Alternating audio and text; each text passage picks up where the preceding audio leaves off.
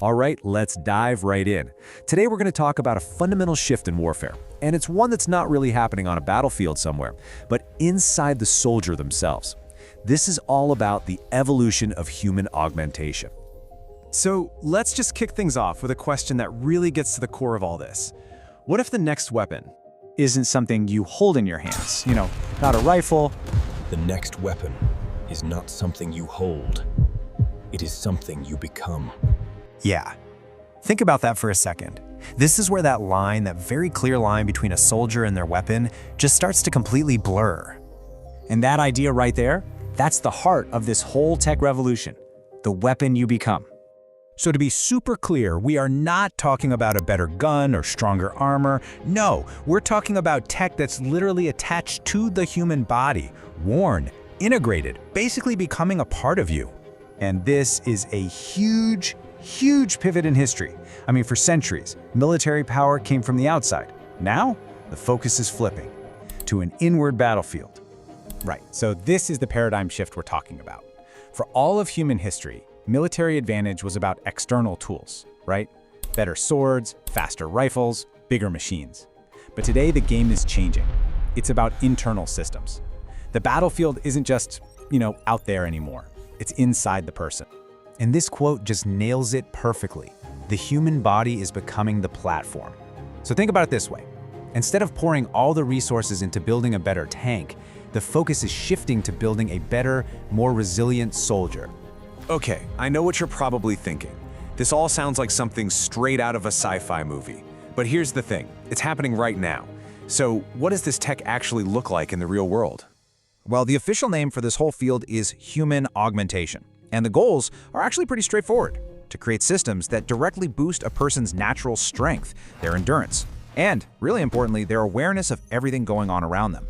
And look, this isn't just a bunch of ideas on a whiteboard. We're talking about real, tangible stuff already in development.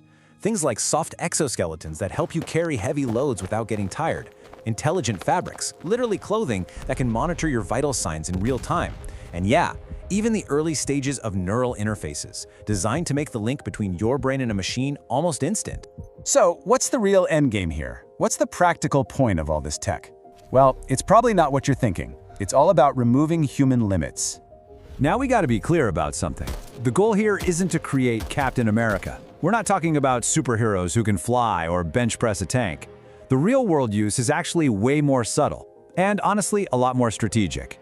No, instead of adding superpowers, this tech is designed to remove the natural biological limits that hit every single one of us under pressure. Things like exhaustion, losing your focus, and pain.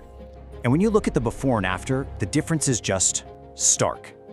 Before this tech, fatigue sets in fast, your focus starts to wander, reaction time gets sluggish. But after, suddenly endurance is way longer, focus stays razor sharp, and reaction times are consistently quick.